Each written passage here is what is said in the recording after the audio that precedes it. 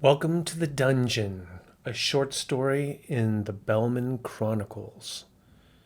Bart's better burn butter is the best, said Rockness, the pasty-faced dwarf with the big booty, as he adjusted his two-horned helm. It's not the best, said Gregnar. The tall, dark barbarian wore a helm with a short, curved single horn coming out of his forehead. What do you use? Asked the dwarf. Barney's badass burn butter. Barney told me his mother swears by it. It's gotta be good if a mom would put it on her kid. Rockin' Ass gave a stare as blank as a freshly painted wall. Then he asked, Does it have milk of poppy? Of course. How does it taste on burnt toast? You put burn butter on burnt toast? Asked Craignar as he scratched his beard. Burnt toast settles your stomach, and I like my toast like I like my women. Nice and dark, said the dwarf. Hey, why does your helm have one horn? All beasts have two horns. Not unicorns, said Cragnar. That's not a unicorn horn. There's no such thing, said Rocknass. The word unicorn means one horn, said Cragnar. This is one horn. Rocknass opened his mouth to say something, thought about it, and shut his pie hole. A tall, wiry guy stood off to the side, dressed in tight-fitting black leathers. He casually leaned on a black leather umbrella as he listened to his colleagues babbling like a brook. Barbarian's got a point. He knows his etymology, and I bet he has a wicked headbutt, too, thought Professor Strappin' Jack Hawthorne, barely noticing the din of the crowd outside of the tent. Nobody could have known that under Jack's black leathers he was hairless. He had purchased the deluxe package last night at the Naked Barber, where two topless nymphs had shaved his whole body. Jack couldn't bear the smell of burning hair. It made him want to puke. Ever since, well, best not to go there. Jack was one of the 4 fighter thieves who had volunteered for the Belman Crawl. Folks called them crawlers, but Jack preferred the term adventurers. Crawlers were unprepared idiots who crawled back out of the dungeon on their hands and knees. Not Jack. The Belman Crawl was well renowned for one reason. The infamous Nyctotraxion had built a pipe organ of pain into its dungeon walls. The dragon used the nefarious contraption to direct his fiery breath into any room or corridor with the press of a few buttons. Jack and the other 3 volunteers were about to enter his hellish oven, where they would be slow-roasted like chickens as they raced to receive a lucky artifact that would guarantee Belman's success for the coming year. If they retrieved one, they would be let out of the labyrinth and celebrated as heroes. If they didn't return with a boon, they were sacrificed to the dragon. Each gold trophy was worth a small fortune, but crawlers were contractually obligated to return their boon in exchange for a generous bounty. Yeah, right, thought Jack. We put our lives on the line. You can't be generous enough. 20 minutes to showtime, shouted an assistant from the main stage entrance. A large mage mirror hanging on a nearby wall caught Jack's eyes as the words "The Magic Mirror Network" flashed across it in big gold letters.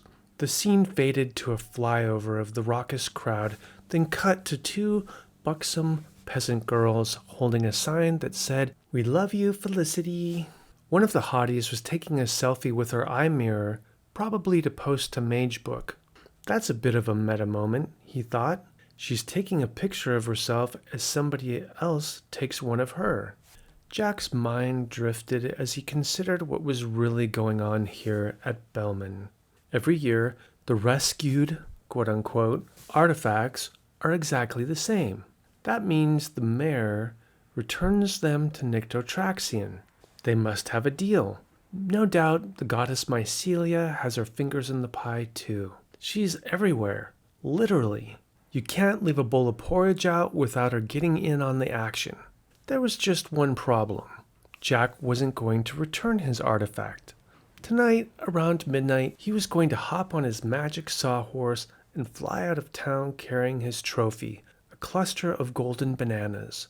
It would save his floundering academic career and prove he wasn't a nutter. People laughed when he told them that he studied primate devolution. Nobody wanted to fund his research. They thought he was a loony bird. Everybody knew that humans evolved from monkeys. They were smarter, so they were better. Duh. The idea that people had devolved from monkeys was absurd. But Jack had collected a substantial body of evidence proving that a vast ancient monkey civilization had lasted more than 10 million cycles. The key to its enduring success was that it hadn't been too smart for its own damn good, unlike its human counterparts. In just a few hours, I will have the golden bananas. Then they'll know I'm not a fruitcake. A tall, red-headed woman slipped into the tent. Nobody else noticed her sudden appearance. Felicity has arrived. Goddess, she's spectacular. Her fiery red hair was tucked under a leather cap, and she wore skin-tight leathers. Black coal outlined her eyes, and blood-red runes from the ice tribes of the north covered her forehead, marking her as a shield maiden. He recognized Elhaz, a protection rune that looked like elk horns. Jack's heart felt like a freshly baked croissant every time he saw her. This woman had more guts than the 3 guy crawlers combined. She was dying of cancer, but kept crawling so she could pay her daughter's way through technomagical school. He nodded in deference, and she nodded back. Stevnell Krockelheim, ace reporter with the Magic Mirror Network, stepped between them, and the moment vanished into time like a twig thrown into a raging stream. "We're live backstage with Felicity the Fierce," said Stev. Jack turned to watch her MMN interview live on the big mirror. The MMN paid a fuck ton of gold for exclusive rights to broadcast this, quote, sacred right, unquote, to the huge audience of humans and monsters who tuned in to watch the festival on their eye mirrors. "They are something, aren't they?" said an elderly voice.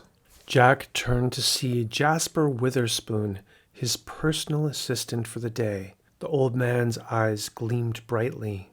"Mage mirrors?" asked Jack as he turned back to watching the show. "Yes, they are techno-fantabulous. When I was a boy, only rich people could afford a hand mirror. Then the technomagi invented silvering. Now every peasant has one," said the old spry coot. I remember huddling around the family's tiny black and white hand mirror, trying to watch my favorite plays. "Now everybody carries a color mage mirror in their pocket," said Jack as he paused to think. "How did folks used to see their reflections?" "Poorly. When I was a boy, all we had was ponds, puddles, and buckets," said Jasper. "I don't mind what it did for the women folk, though," said Jack. The old geezer laughed, glancing over at Felicity. "Made 'em a mite bit prettier, if I do say so myself." Who could have guessed that putting a hand mirror in every home would cause a beauty revolution, said Jack. "Now we have the prettiest women in the world," said Jasper, "and it's all because of the power of Mycelia, goddess of connections. Mycelia be praised." "Indeed, her mycelial network already connected her priests throughout the kingdom," said Jack. "Together with the technomagi, she created the greatest communications network ever." "Are you old enough to remember when every shire had an oracle?" asked Jasper. "Yeah," said Jack, "but none of them can compete with the great Google oracle." "She's the most trusted advisor in the land," said Jasper. "I consult her every day. It's so bizarre you can ask her any question and she'll tell you the answer," said Jack. "It's the closest to omniscience our species has ever been." "Now she's starting to answer questions before you ask them," said Jasper. "She tries," said Jack. "Some folks think she might be the death of books." Jasper just shook his head sadly as the two men stood watching Felicity's interview on the big mirror. "Know what the weirdest part is?" asked Jack, noticing a movement out of the corner of his eye. "What's that?" asked Jasper. Sky Eyes. Technomagi are watching me all day through invisible flying eye mirrors, said Jack, and everybody with a mage mirror can see what they see. Like that one hovering next to Stev as he interviews Felicity? Asked Jasper nonchalantly. Yeah. Jack watched a sky eye out of the corner of his eye. He looked directly at it and it disappeared. When he looked off to the side again, the floating eye was still there. Damn strange. Don't they get annoying? Asked Jasper. They seem kind of like big eye flies. The only time I will get any privacy today is when I use the facilitries. It's the price of fame, I reckon, said Jack. I'm glad they only follow me for a day. Jack pulled out a piece of paper. One moment. I need to make sure I have everything. He began going through his checklist one last time. Gold wire? Check. 10 pounds of sand? Check. Walking stick with a steel rod core? Check. Sepsis cream? Check. 60 feet of climbing rope knotted at 2-foot intervals? Check. Sticks to everything except for skin and hair tape? Check. Leather gloves coated in hardened tree sap? Check. Metal sheet? Check. Water skin? Check. Leather umbrella? Check. He smiled at that one. It was the ace up his sleeve. For the past 6 months, Strap and Jack had been planning and preparing for the Belman crawl. He had made countless practice runs in a dungeon mock-up and could navigate the route blind. Mind giving me a hand with this? Asked Jack. Jasper grunted as he helped lift the heavy pack. Then Jack adjusted its shoulder and waist straps to ensure optimal weight distribution. That's a nice backpack, said Jasper. Thanks. I think it's the most perfect backpack ever built. I know, because I designed it, Jack said with a smile. It has easy-to-access pockets in all the right places. Oops, looks like it's showtime. Jasper stepped off to the side as Stev finished interviewing Felicity and came over to talk with Jack. We're here with world-renowned explorer Strappin' Jack, said Stev. He is one of the Belman heroes. Jack, why are you risking your life to bring fertility to this small town? It's something to do when I'm not reading, said Jack. A shiver visibly ran through Stev's body. I love it when you talk like that, Jack. Folks, for those of you who don't know, Jack reads a lot. Jack, you're about to match wits with the dragon Nyctotraxion and his minions. What are you going to do when the sadistic showman begins playing his pipe organ of pain and fireballs start shooting down the corridors? I have a surprise or two up my sleeves, said Jack. Oh, surprises. We love a good surprise, said Stev. Make sure to tune into Jack's feed so you can see what he has in store for Nycto and his minions. Win the first crawler. I prefer adventurer, said Jack. Of course, said Stev. After the first adventurer grabs an artifact, Nycto begins escalating his savage song of fire in a growing crescendo of pain.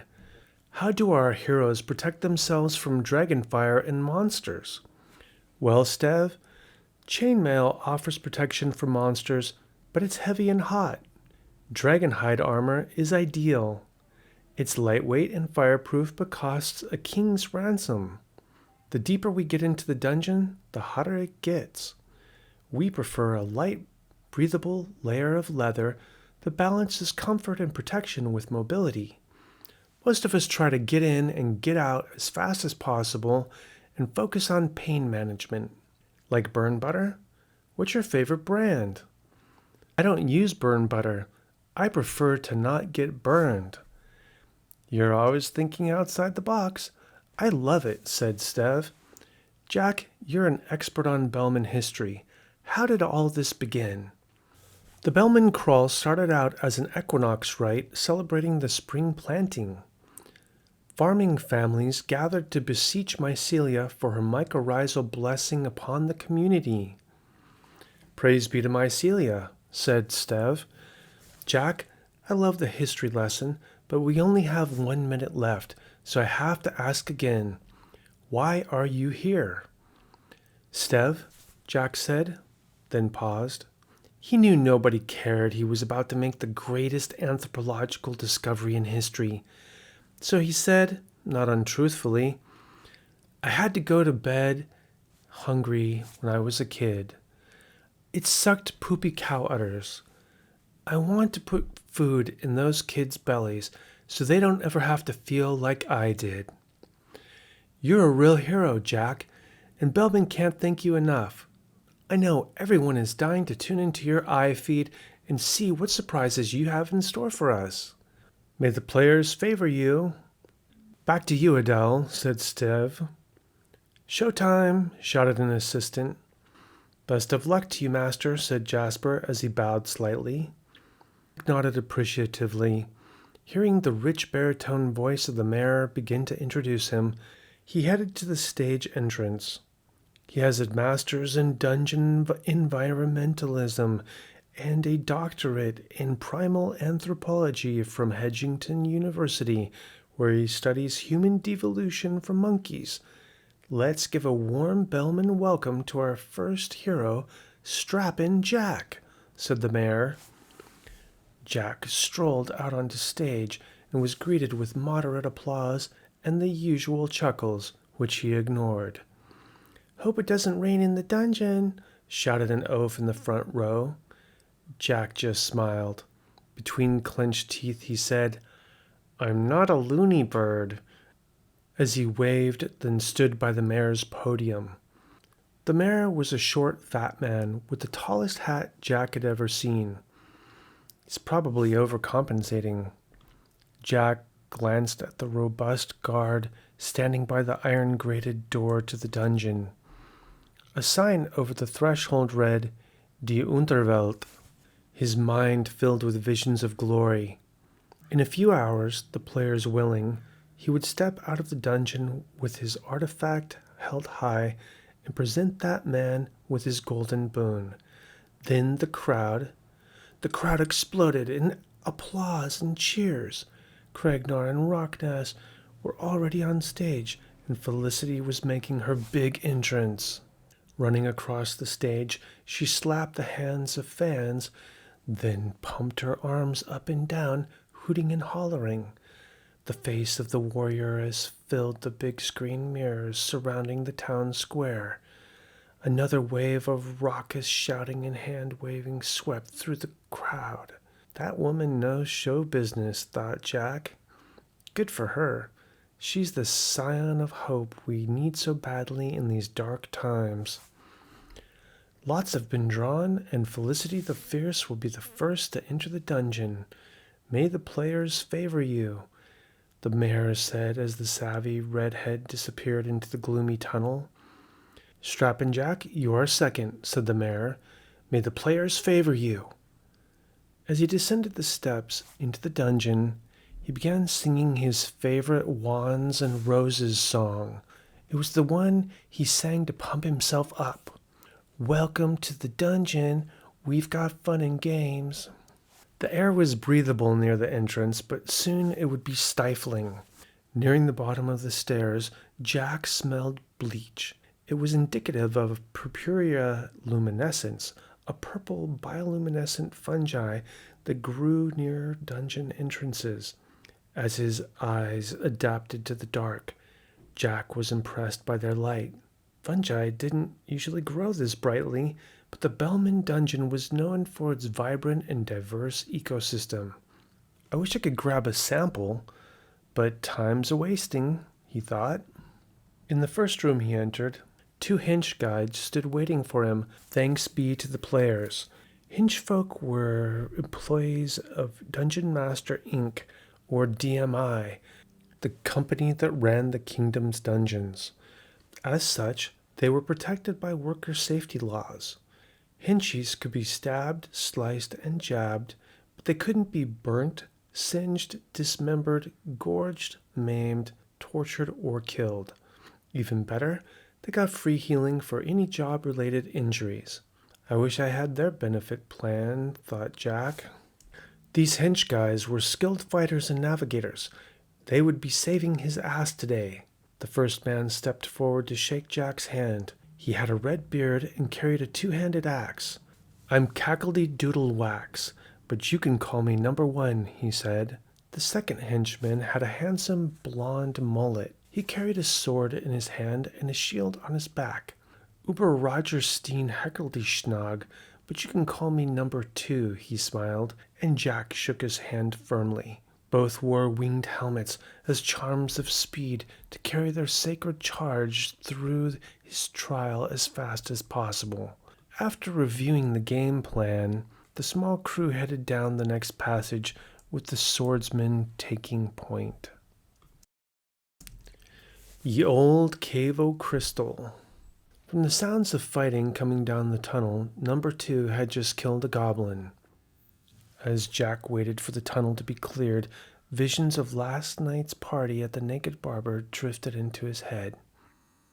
That was a top 10 experience for sure, he mused as he thought about the two comely lasses and their razors. I'm glad I did that. Burnt hair makes me... His stomach felt like a rocking boat on a wide open sea. Head in the game. He mentally slapped his face as the hench dude tossed him a bloody coin he'd pulled off the dead goblin. All goblins carried a gold coin to pay Gobbledygax, the goblin lord of the dead. It was the entrance fee into Arsala, the great amusement park of the afterlife. For the price of one measly gold coin, they got an eternity of free entertainment and, quote, all-you-can-eat, unquote, buffets. Taking their admission coin usually meant some poor goblin would spend eternity waiting in line to get in, but never being able to do so. Jack should have cared about what monster rights activists called, quote, the native people, unquote. As an anthropologist, he was super sensitive to other cultures. But he hated goblins, especially after what they had done to his mother and father. Anyhow, they had a, quote, respawn while in dungeon, unquote, clause in their contract, so it wasn't like they really died. The end of the passage glowed blue. It was one of many crystal caverns scattered throughout this dungeon. Movement through these treacherous areas was always slow. I should have brought knee pads, Jack thought. Within the hour, Jack would enter the chamber of the three wise monkeys. After he grabbed his Speak No Evil statue, completing his set, he would go to get the golden bananas. As he entered the crystalline chamber, Jack scanned the floor. It was covered in glowing crystalline daggers. He cringed as he thought about landing on one of those with a knee. Then he noisily jammed his heavy walking stick into the floor to balance himself. Hench pro numero uno put a finger over his lips and pointed into a far corner. Jack saw a large mound moving up and down. It was the cavern guardian, a dormant crystal golem. Jack struggled to see the path in front of him. Jagged crystals pressed painfully into the soles of his feet as he made his way towards the cavern's exit. If that thing wakes up, it's going to be a nightmare trying to fight it as we make our way out. As if by deus ex machina, Jack glanced down and noticed the dim outline of a pair of boots by the chamber exit. Blessed be the players. They had sent him a minor boon. He grabbed them as he headed into the tunnel. The boots fit perfectly, had great ankle supports, and thick soles. Wow, that's unbelievably convenient, he thought. His hench bro walked up, handed him another gold piece, then headed back down the tunnel. Jack's eyes were now accustomed to the dark, and the golden light of this tunnel's fungus was almost uncomfortable. I've never seen so many of species of fungi in one dungeon, he thought. How do they survive the dragon fire? Strappin' Jack was starting to feel giddy. Gods, I'm psyched. This is my big day. A burst of hot air hit him in the face. Dragon's breath could be headed his way. It's just a drill. Soon it will be real. Jack calmly dropped and popped. The black umbrella burst open in front of him. Muffled curses of pain echoed in the distance. He imagined Rockness the dwarf trying to extinguish his smoking beard and almost gagged. Hope Bart's Better Burn Butter is working for you, buddy, he thought. Butter on burns. That's so last century. Anybody with half a brain knows a wand of lesser frost provides superior first aid. Better yet, don't get burned in the first place. Sweat stung his eyes, and he paused to wipe his brow. All clear, Hinchbro number 1 said. The man hadn't even flinched at the threat of dragon fire. Lucky bastard. Jack paid particular attention to his weight distribution as he got to his feet. He didn't want to throw his back out. Gods, this pack is heavy. I can't wait to dump some of this weight. Mind carrying this for a bit, he said. What's in here? Groaned the henchie as he hoisted the pack on his back. Our ticket out of here, Jack said as he took a giant swig of water. Guard it with your life. The unusual trap. Jack checked his bandages. The last 3 rooms had been pretty rough. They had fought a large brown bear with a praying mantis head. I hate bugbears, he thought. I wonder what drugs the Monster Creation Division at DMI was on when they genetically engineered those things. He pulled out his sepsis cream and began applying it to a small bite on his calf. A goblin had snuck up behind him and bit him as he fought a 4-headed snake that spat lightning. He'd crushed the little bugger with his steel-cord walking stick. The bite was barely noticeable, but it would have killed him in 2 weeks. Thanks to modern advances in healing, he'd be okay. The chamber of the 3 wise monkeys had included a puzzle trap. Jack hated puzzles. Fortunately, he found the solution on MeTube. While there, he had grabbed the 3rd statue, See No Evil, and completed his collection. He triggered a poison dart trap, but fortunately his leather umbrella caught the hallucinogenic Caligari dart before it stabbed him. Otherwise, things would be getting seriously mythical right about now. He stuffed the dart in his pack for later, when the set and setting were better. It was a really bad idea to go on a shamanic journey in a place like this. Now here he was in the room. It felt as hot and humid as the northern jungles felt on the worst of days. But he was excited. Minutes from now he would be holding an honest-to-God's revelation in his hand. Then everybody would know he wasn't a nutter. A 40-foot statue loomed above him. The great ape glowed with a purple light. Its yellow eyes were eerily lit, and the giant statue seemed to be watching him. This had once been the second most important deity in the ancient monkey civilization. Inside its head was a priceless artifact that would topple the long-held belief that people were the only species that mattered. He snapped a quick selfie with his eye mirror, making sure to get the head in the background. Hinchbro numero 1 scaled its nose, then climbed into the left eye. Watch out for that upper lip, it's a bit slippery, he said as he tossed down the knotted climbing rope. Minutes later, Jack clambered over the edge and slid into a chamber that was about 20 feet across and 8 feet tall. In the middle of the room was a raised dais and an altar. A cluster of golden bananas, nestled in a tripod, sat on top of it. They glowed like concentrated sunlight. Jack had drilled this scenario countless times in his dungeon mock-up. He had studied every recording on MeTube and interviewed every crawler he could find. Now his training kicked in. First, he put his walking stick in the groove where the portcullis would drop. Its steel core would keep the gate from barring his escape.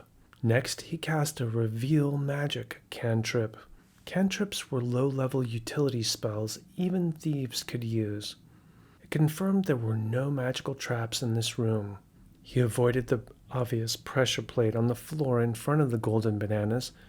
If it was depressed, it would drop the portcullis. Everybody knew about this trap. It was designed to be obvious. It was the more subtle traps he had to watch out for. A few good whacks on the edge of the altar stone shaped his metal sheet. Then he attached it over the vent hole using his sticks to everything except skin and hair tape. It would redirect any surprise blasts of dragon fire. Then he stepped behind the days. The golden banana fails on MeTube showed crawlers trying to grab the bananas. Their body would go rigid, and anybody who tried to help them would get shocked too. One crawler had tied a rope around his waist and had his hinge winch pull him away, but a blast of dragon fire had still roasted him like a chicken. Nobody had successfully deactivated the trap. Jack hoped he would be the first. He pulled on the leather gloves coated with the milky sap of a special tree. Its sap formed this flexible covering that would protect him from the electricity running through the stand. "This is your moment," he breathed deeply. "You are about to make the most important anthropological discovery of all time." Fuck yeah. He opened his dragonhide firebrella and set it next to the pedestal. Always have a plan A, B, C, and D. This trap had a hidden trigger, and Jack thought he knew what it was. Carefully he wove the gold wire between the arms of the tripod. Now the electrical current wouldn't break and alert the dragon. Next, Strappin' Jack had to quick swap the statue with the sandbag. He calculated the average volume of banana, used math magic to figure out its weight in gold, then converted that into sand. He made 10 marks up the side of his sandbag, each representing the weight of one banana. So how many marks worth of sand did Jack remove from his bag? He had been working out his left arm so it could heft the heavy bag while his right arm grabbed the bananas.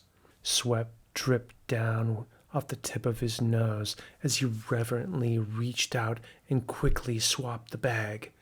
Then he stuck the bananas in his bag and grabbed the firebrella. As he shifted his feet, he heard a stone click and froze. Goblin poo. It was a hidden trap.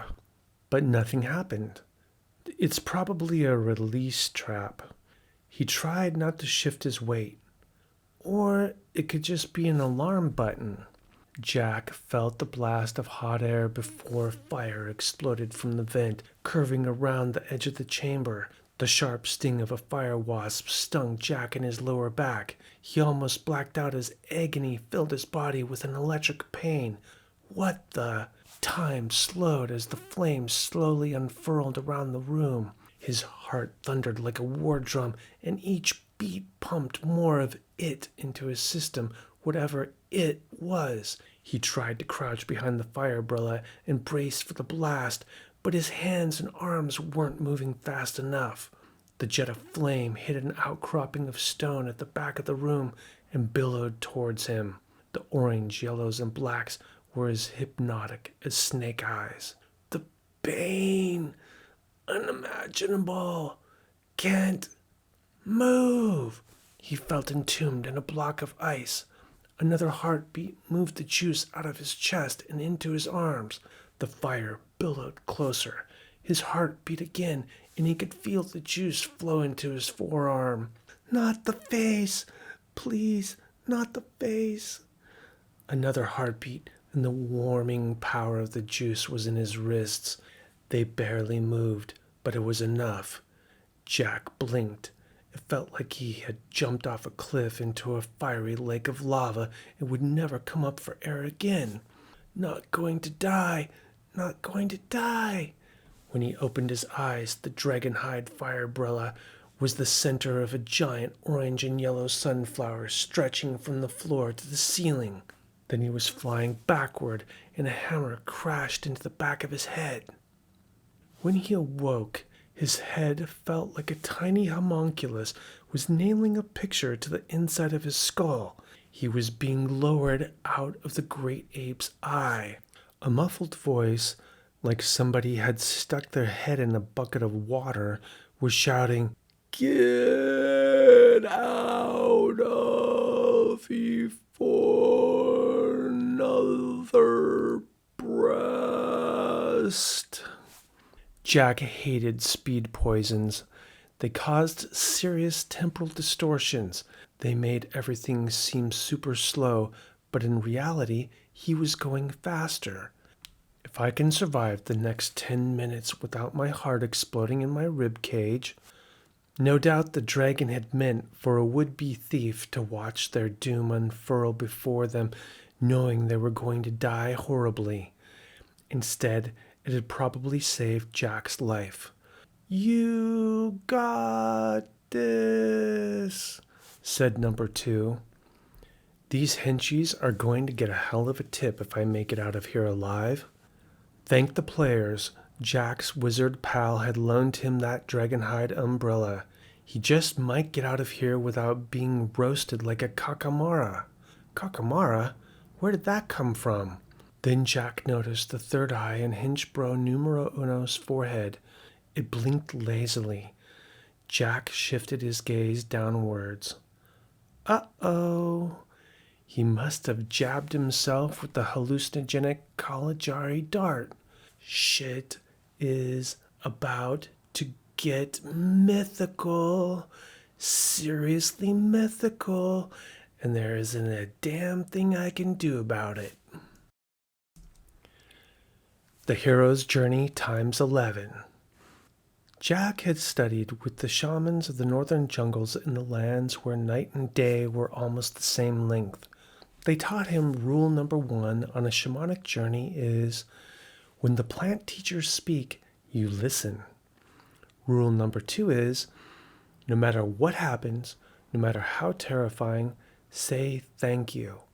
If you fought their lesson, you would lose and maybe even go insane.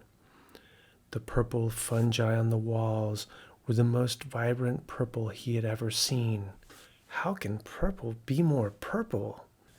Jack felt the ancient intelligence of the fungus covering the walls.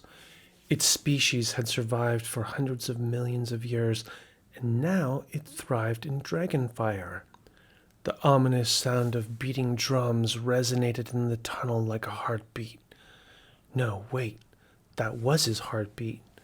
A wave of golden light flew through the tunnel's fungus, followed by another pulse. Then Jack had an epiphany. The ancient monkey civilization is calling me. He wasn't just walking through a tunnel anymore.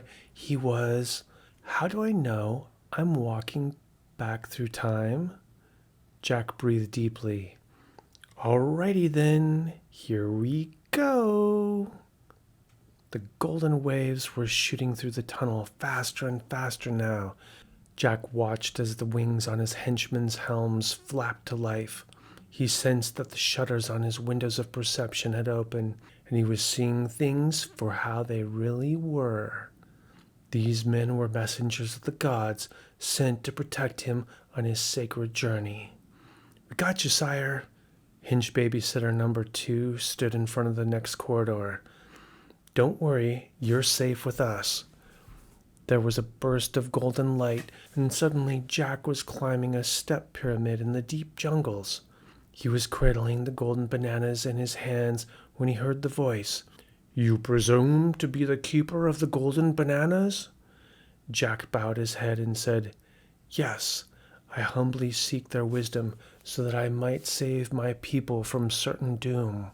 A giant fruitcake shaman stood squarely in front of him, his black diamond eyes glittering as he held a giant banana staff. "We'll see," he said flatly. Then he hit Jack hard in the gut. "Thank you," he said. "Thank you. Thank you." Wha-pow! Crack! The fruitcake turned into a nut and whacked Jack right in the kidneys. Jack reeled with pain, puking over and over. "Thank you?" it asked. The nut shape shifted into a very awkward-looking bird with a massive beak. "Don't be clever. You are not worthy. You are nothing compared to the noble Felicity."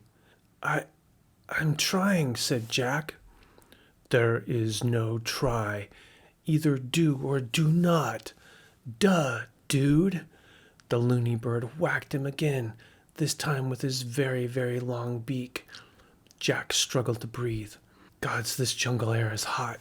His mouth was stuffed with bird feathers. A waterfall of hot salt water poured into his eyes, blinding him.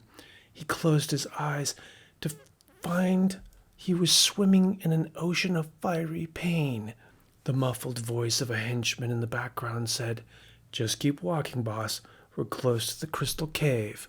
The vision sucked him back in as the shaman's staff blossomed into 7 huge golden bananas. Their skin looked like living, breathing jewels.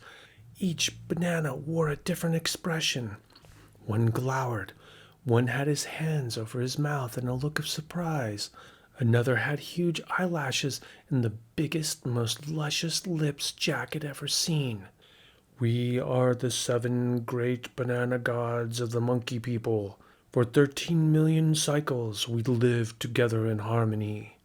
We taught them to harness fire and mold metal, so they made this magical container and the only metal that glows with the golden light of the sky god, the great giver of life.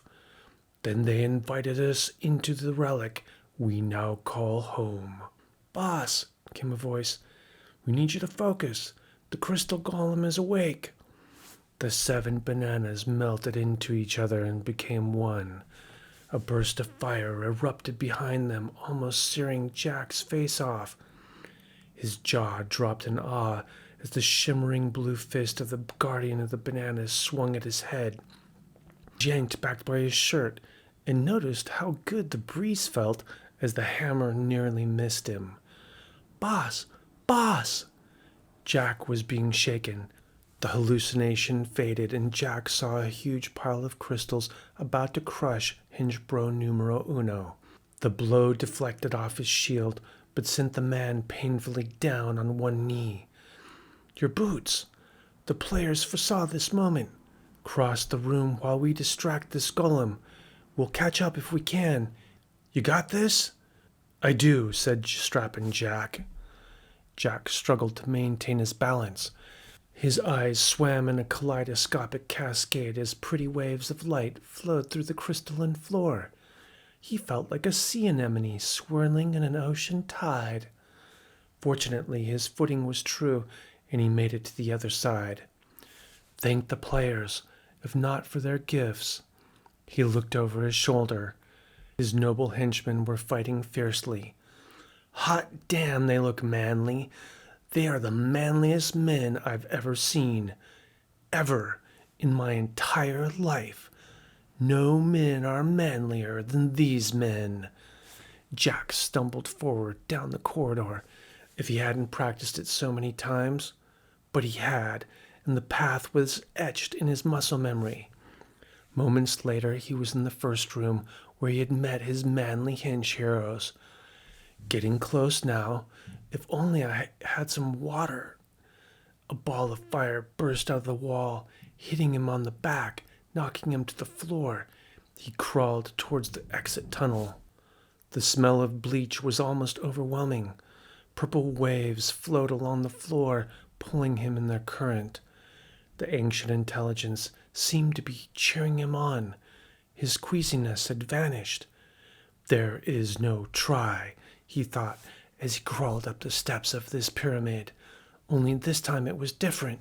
Jack's lungs filled with cool, sweet air.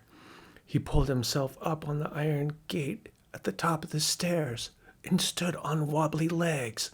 There was no way in the 7 hells he was going to crawl out of this place. By the gods, he was an adventurer, not a crawler. Struggling, he pulled the artifact out of his pack and showed it to the guard. The robust, armor-clad banana examined them. "Keep your shit together, man." Then the bellicose banana flung the grated door open. "Our champion has returned victorious," he announced. Trumpets blared as Jack stepped out in front of the crowd of wildly cheering bananas. Their golden light was as bright as the sun, and he winced in their glory. Then he stepped forward, grinning stupidly from ear to ear. A visible sky eye floated in front of him, and Jack yelled at it triumphantly. His face reflected on the jumbo mirrors surrounding the town square. Another cheer went up. A short, fat plantain wearing an absurdly tall top hat came over and raised Jack's arm in victorious celebration. The players be praised.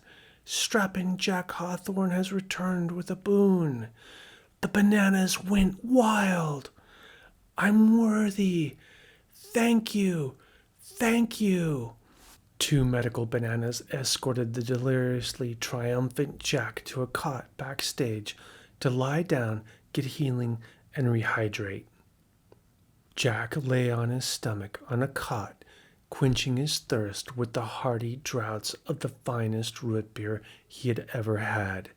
It had hints of wintergreen, sassafras, and juniper berries. I wish that healer would hurry up, he thought. It took a while for everybody to stop looking like bananas, during which time Felicity and Rock'n'Ass emerged from that treacherous hellhole, treasures in hand. Cragnar's feed had stopped, and things didn't look good for the barbarian. When it came time to exchange his artifact for his reward, Jack reached into his bag's secret pouch. He pulled out the counterfeit cluster of lead bananas he had painted gold and casually exchanged them for his bounty of 15 gold coins. There's no way I'm parting with the real artifact, not after what I sacrificed today, and not with what is at stake. It seemed like a good idea at the time. Jack walked out back to the hitching post where people kept their flying wheels, brooms, and butter churns. It was midnight and the town's celebration was in full swing. Sounds of drunken joy floated out of the potion saloon as the piano played a bawdy tune. Jack slung his treasure bags over his enchanted sawhorse, swung into its saddle, and put his feet in its stirrups. Uttering the magic word, "Yah!" he leaned left as his mount rose and flew over Belman's rooftops. I actually fucking did it. Jack thought about the look on the mayor's face when he returned the artifact to Nyctotraxion. The dragon wouldn't be happy when he smelled the gold statue, but Jack didn't give a goblin's poo about that damn dragon, not after what it had done to his brother. But he should have. There are a few things one can know for certain in this world, but one of them is that if you steal from a dragon, it will come back to bite you. Guaranteed. For now, though, the only thing on Jack's mind was publishing his revolutionary findings. Folks would never see themselves in a mirror the same way again. Then the world would know Jack wasn't bananas.